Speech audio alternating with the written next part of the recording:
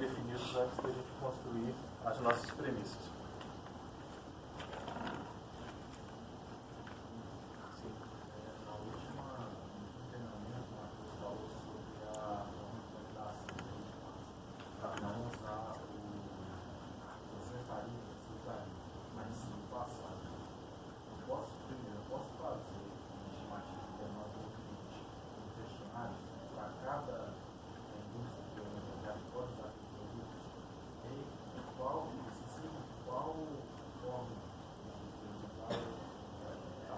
Vamos lá. Aí é uma questão da validação, porque a pergunta ela não pode ser direcionada do ponto de vista da resposta automática. Né? Então, isso aí, sendo bem simples, assim, você gostaria de um carro que faz 30 km por litro? Gostaria muito, não faz 6, né? Então, a gente já sabe a resposta, né? Então, assim, a gente podia forçar a pessoa a pensar, né? Um carro para você que te atenderia melhor, ele estaria dentro de qual faixa? Aí ele responderia para mim de forma automática, entendeu? Então, assim, a gente precisa de explorar o contexto mais do que dar um direcionador da resposta, né? Quando que a gente está falando de venda de produto, eu gosto de usar muito uma noção da demanda atual que eles já têm. Então, assim, por exemplo, a gente quer vender, o pessoal da garrafa, os outros grupos vão matar o pessoal da garrafa. Então, assim, eu já sei qual que é a demanda hoje de garrafa das empresas A, B, C ou D, que são os principais fornecedores de garrafa hoje. Então, eu começo a balizar a minha entrada no que eles já fazem hoje, mas sabendo que o que eles fazem hoje, eu vou conseguir daqui 2, 3 anos atender aquela demanda ou chegar naquele estágio. Né? No caso do projeto específico, você quer falar qual que é o seu projeto para a gente tentar? Exatamente, porque a gente acha uma garrafa que a gente tinha pouco, né, mas a desempenho dela é basicamente isso. Agora, no caso do briquete, vai atuar de uma diferente no futuro. Eu não quero encher o forno ou substituir o quarto completo. Eu quero colocar uma parcela do briquete. Como que o cliente vai falar, ó, eu gosto de usar até 4%? Você quer capturar essa informação do seu cliente, né? Tá. Aí no caso, cara, eu vejo mais talvez como uma entrevista direta, não vai ser uma entrevista pulverizada, então você vai ter que sentar talvez com a equipe interna dessa empresa mesmo e verificar com eles até qual limiar eles aceitariam fazer esse composto, né? Vamos falar assim. E aí o discurso inicial ele pode ser mais para teste e validação desse novo briquete do que para um lote de vendas a um primeiro momento. Porque são duas coisas. Primeiro, ele tem que estar disposto a aceitar aquele combinado, né, que você está propondo. E um segundo momento ele aceitando aquele combinado, qual que era a demanda que ele poderia ter interna. Então, são duas validações. Uma validação é de aceitação do novo produto e outra é de estimativa de venda. Na estimativa de venda, você já pode considerar o volume que ele tem hoje de vendas, se for um dado que você tem fácil. É um volume que um determinado mercado tem, você pode projetar a partir dele. Agora, a validação do produto, da solução, faz individualmente com ele por meio de uma conversa direta. Não sei se ficou claro. E aí, o tipo de pergunta, cara, você vai ter que sentar para ele e falar: estou desenvolvendo uma nova tecnologia e quero testar contigo para a gente achar o melhor combinado que a gente inserir no mercado. Só que aí você vai ter que entrar já talvez até com uma proposta de parceria com ele. Né? Acho que já pode caminhar com uma proposta de parceria de validação de piloto. É uma coisa muito comum. A gente fez isso com o pessoal da Andrade Gutierrez, que eles estavam querendo aumentar o rendimento do concreto lá, que eles estavam produzindo nas obras lá. E aí era isso mesmo, eles colocavam aditivo dentro esqueci o nome do negócio, da betoneira, né? Então eles colocavam aditivo dentro da betoneira junto com a água e aumentavam o rendimento lá da chamada fornada. Então, como que foi feita a validação? A gente chegou, viu com a Andrade se eles estavam dispostos a receber uma nova solução, validamos com eles dentro de uma obra, eles viram que deram um resultado legal, e aí agora a gente está negociando para expandir para as outras obras da empresa. Acho que a gente pode tentar caminhar nessa linha para você empresa e depois projetar, Então, aí eu estou pensando o que essa empresa ganha, tá?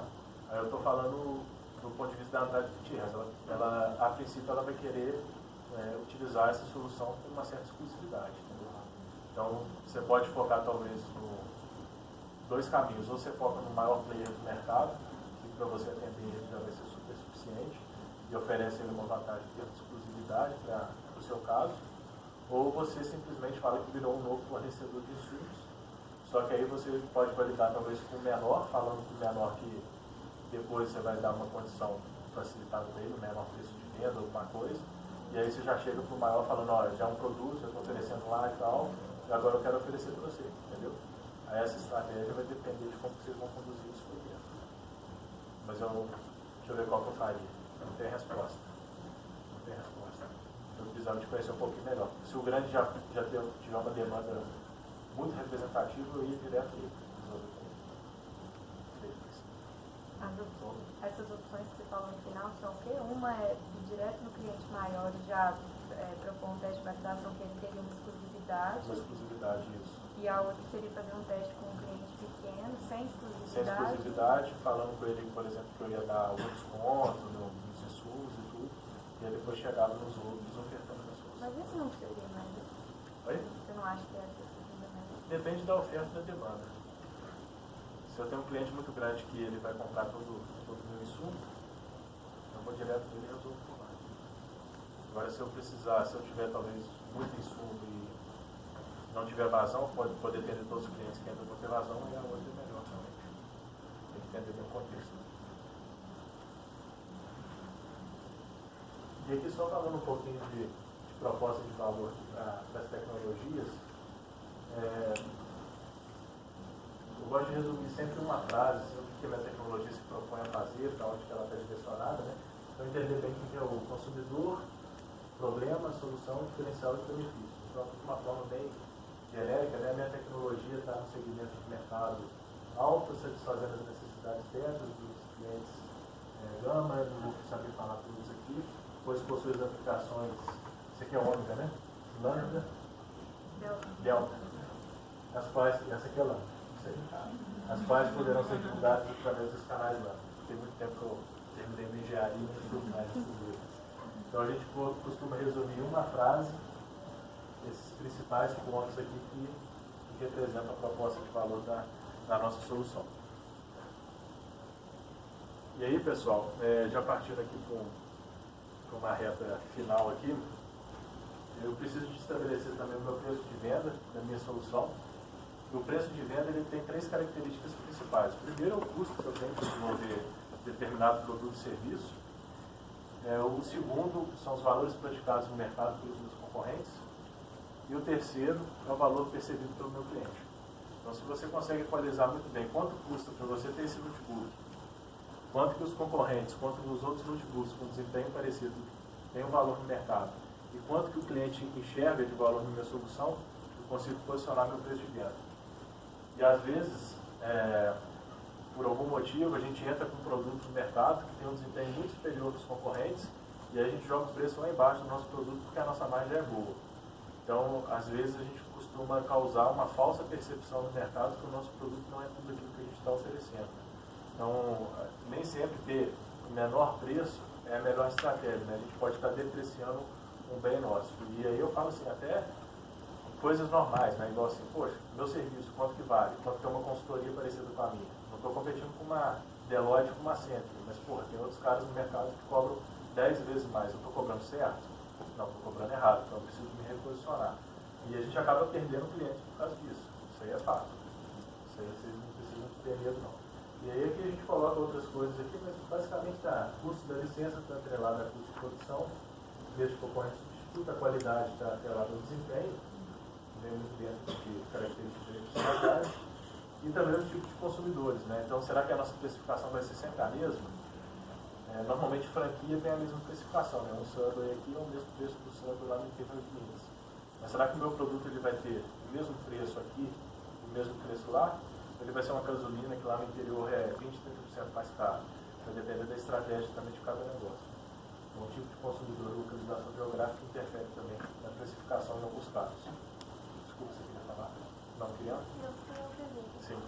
essa questão de preço, é igual você falou, às vezes você não pode entrar no mercado com um preço muito mais baixo do que o seu produto artificial. Mas qual que é, por exemplo, assim, que às vezes você que está produzindo, está desenvolvendo a tecnologia, pode ter a visão de que aquilo é melhor do que realmente é para o mercado. Então, como saber distinguir isso?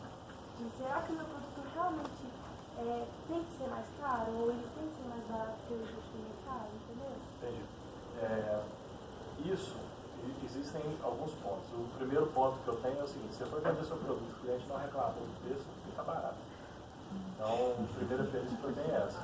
Sempre que eu chego para negociar alguma coisa, o cliente fala assim, putz, fechou de primeiro, eu falo, pô, não tem errado, né? E realmente acontece algumas vezes, né? Você cobra, sei lá, 40 mil, o cara fala, pô, fechado, né? Aí você descobre que o outro está vendendo por 70, 80, né? Outra coisa que a gente pode fazer também são alguns testes. Alguns testes de valor percebido e alguns testes de preço de venda. Esses testes podem ser, inclusive, pré-lançamento, né? A gente pode pegar um grupo controlado, fazer uma abordagem de venda com um e com o outro, praticando preços diferentes, custos diferentes, para a gente sentir um pouco do que acontece, né? A gente só não pode massificar essa discrepância, porque senão um conversa com o outro depois também e fala, poxa, sacanagem, né? O Zé da esquina ali você vende por 10 reais, para mim você vende por 100, né? Só porque eu sou mais rico, né? Então, costuma acontecer esse desencontro. Mas assim, normalmente a gente sente na hora que o produto vai para o mercado, e a gente faz o ajuste na hora que o produto está no mercado. Só tem que ter um cuidado para a gente não ter uma adoção muito grande e aí a gente não conseguir fazer esse ajuste aí, talvez em tempo hábil, ou a gente deixar alguma coisa passando. Perfeito, pessoal.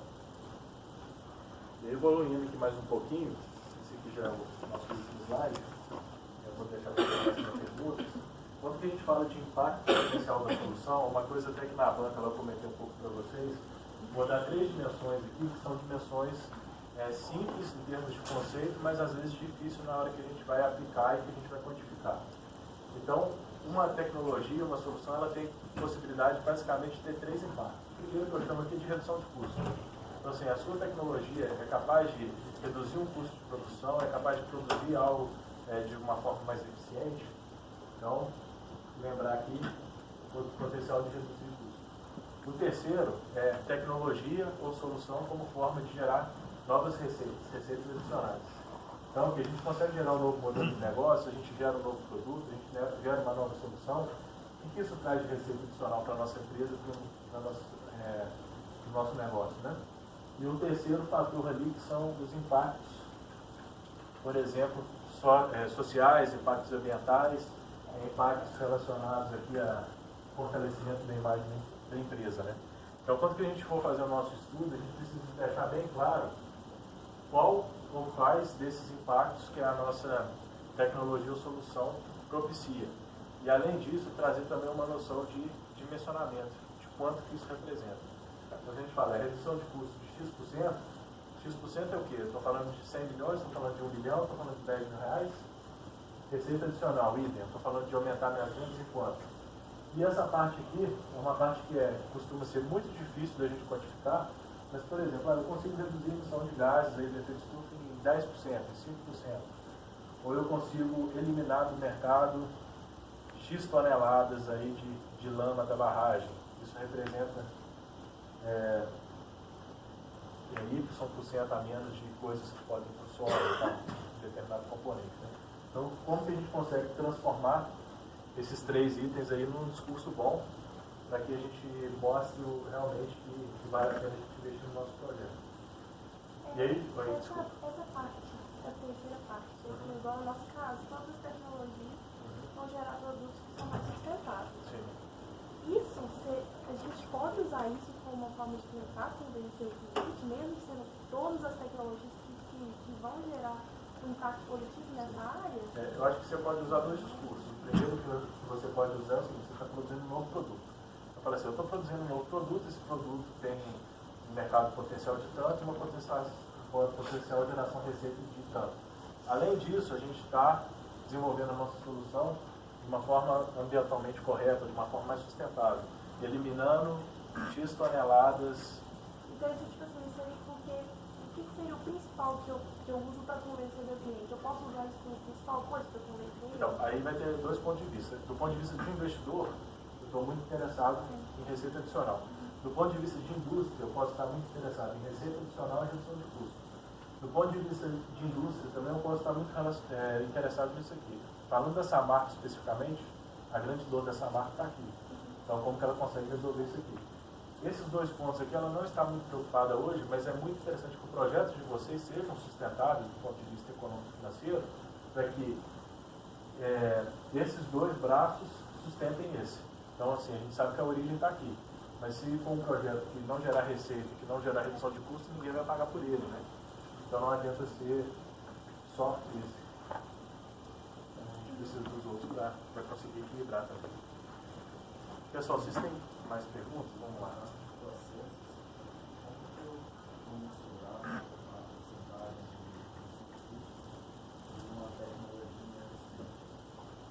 Tá. Deixa eu mostrar um que a gente fez para a Gerdau aqui, rapidinho.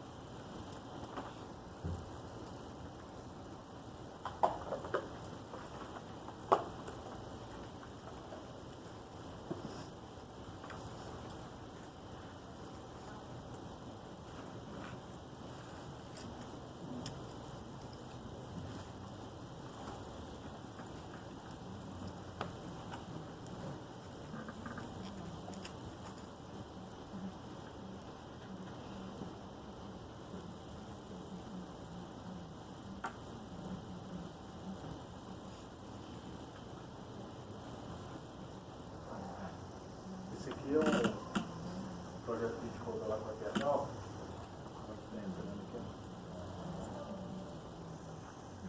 E aí aqui a gente quantificou perdas, né? Então a gente está falando de processo. Qual que era o grande problema? Que entrava 94% de pó grosso, chegava só 80% de pó grosso aqui dentro do pó. E aí a gente mapeou com eles, identificou com eles onde tinham as perdas. Então tinha perda de transbordamento, parada não programada, né? Eles acharam que o problema era só na peneira, o problema não era só na peneira, então tinha problema também na peneira. Então, assim, o que a gente fez, cara? A gente fez o que representa 1% de pó grosso a menos. Então, a gente fez um cálculo assim, cara. A cada 1% que eu colocar na forma de pó grosso a mais, me dá uma economia, sei lá, de 500 mil por mês, 1 milhão por mês, por linha, né? Então, eu acho que quando a gente fala de processo, a gente pode pensar muito nisso, né? Cada 1% que você melhora no seu processo, qual que é o ganho final que você pode ter dentro dessa unidade de análise, né? Felipe, mas aí esses dados de quase 100 de perda na parada não programada, essas coisas eles passaram para vocês? Esses dados foram levantados junto com eles. E vocês...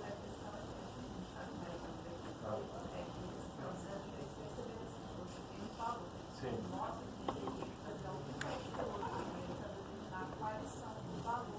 Entendi.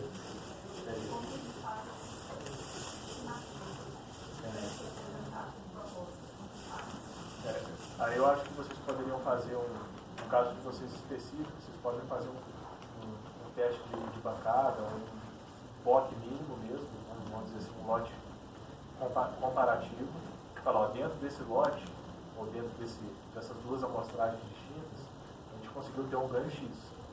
E aí vocês extrapolam esse ganho. É claro que pode ser não na mesma escala, mas você fala, imagine se a gente conseguir fazer isso numa unidade inteira de produção. Isso daí um impacto zero, entendeu?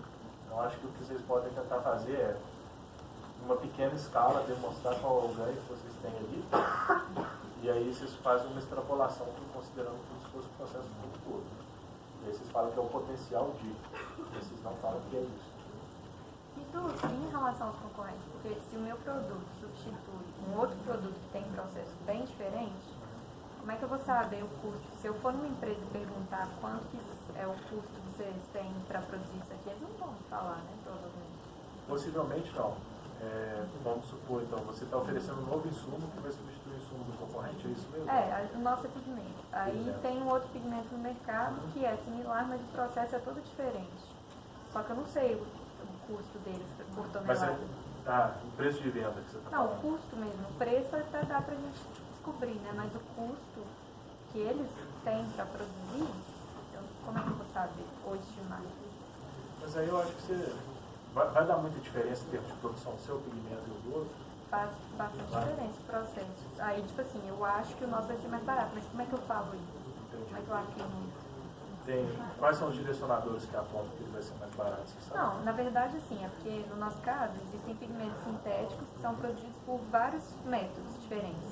Aí eles são mais complexos em geral. Eu poderia pegar um, por exemplo, e comparar. A impressão que eu tenho é que o nosso vai ser mais barato do que os Você outros. consegue fazer um desse dentro do laboratório? Não, os sintéticos não. O nosso sim. Mas para fazer o teste do seu também na planta, teria que parar a planta ou não teria infraestrutura para fazer isso? Pois é, aí teria que achar uma planta, porque já foi feito o nosso em laboratório mesmo. Mas para fazer, porque aí a gente propõe que seja feito assim, assim, assim. Para fazer isso, a gente não tem o processo já montado, é isso que eles estavam falando. Que para a gente ter o processo montado, a gente tem que ter uma estimativa, mas aí para fazer essa estimativa é difícil. Mas se o seu processo tivesse focado em todas as operações militares, uma carne sem magia, você pode fazer a estimativa inicial de salismo, energia, soluções, entendeu? Já dá para fazer Uma máquina é uma fábrica simulada. Mas aí por isso, eu posso tentar fazer, porque assim, a minha dúvida maior é nos concorrentes, né? Pegar o processo deles e saber o custo deles, porque o nosso a gente consegue mais ou menos prever, mas aí a gente pode tentar fazer isso também, né? Mas talvez o que mais. Eu acho que o que mais vale a pena saber é se o seu preço de venda vai ser compatível com o preço de venda do seu concorrente, que aí vai ser um insumo chegando para o seu cliente. Então, se o seu insumo chega mais barato, eu acho que é um ponto. Se o insumo ele tem vantagem competitiva, eu acho que é outro ponto. Aí outra coisa que você precisa pensar é, o seu cliente ele precisa fazer alteração no atual planta dele para absorver a sua solução, se sim, qual que é o custo dessa intervenção e qual que é o tempo de retorno que você imagina que ele vai ter, pensando em produto que vai sair e diferença de preço entre o seu e o do seu concorrente. Eu acho que você pode fazer uma simulação. Fala assim, se o meu cliente operar que a linha dele, por exemplo, vai gastar X milhões e eu vou dar uma economia para ele aqui de equivalente em 6 meses ou 1 ano de produção. Eu acho que você pode levar para esse lado comparativo também de compreender, até mesmo se ele está disposto ou não a fazer alguma intervenção nesse porte. Eu não sei te falar aqui de bate-pronto se é uma alternativa viável. Você falou que a gente deveria se passar como cliente do nosso concorrente para saber que esse processo. Então, já vai ter outro programa de empreendedor, a gente tinha que desenvolver um sensor de temperatura. A gente descobriu uma startup que tinha um produto similar. A gente mandou um e-mail passando como cliente. Só que ele foi mais esperto que a gente e retornou o e-mail falando assim, qual é o telefone de vocês para a gente passar as informações. A gente já falou, a gente tem uma previsão de 20 sensores, não sei o que, vai ir direitinho por e-mail que seria mais fácil, primitivo, vamos dizer, né? Só que a gente passou o telefone e não explicou mais nada. Como a gente consegue essa informação de uma maneira mais fácil? Cara, tem alguns caminhos, né? Um caminho que você tentou foi se passar para um cliente com um processo de venda, né? E aí, dependendo do tipo de solução, realmente acontece isso. Não vou falar que nunca aconteceu comigo, já aconteceu várias vezes, né? Eu acho que essa é uma alternativa. A outra pode ser simplesmente você verificar quem já compra dele hoje e ir direto no cara, falar que você está fazendo uma pesquisa também, né? Eu já usei muito também essa questão, eu sou aluno da UFG, estou fazendo uma pesquisa, você pode receber a gente para conversar, né? Então, assim, não existe a melhor abordagem. Eu acho que para cada caso você vai ter que entender bem como chegar e um pouco ou não, uma hora ou outra você vai ter que falar, putz, foi errado. Isso aí eu lembro que eu estava comprando um tanque de oxigênio para o hospital e falei, qual que é o hospital? Aí eu descobri que a UFMG tem o Risoleta Neves, eu falei, Risoleta Neves. O pessoal lá da Fundep descia. Aí eu comecei a dar uma cortada. Aí a gente passa por umas situações assim mesmo.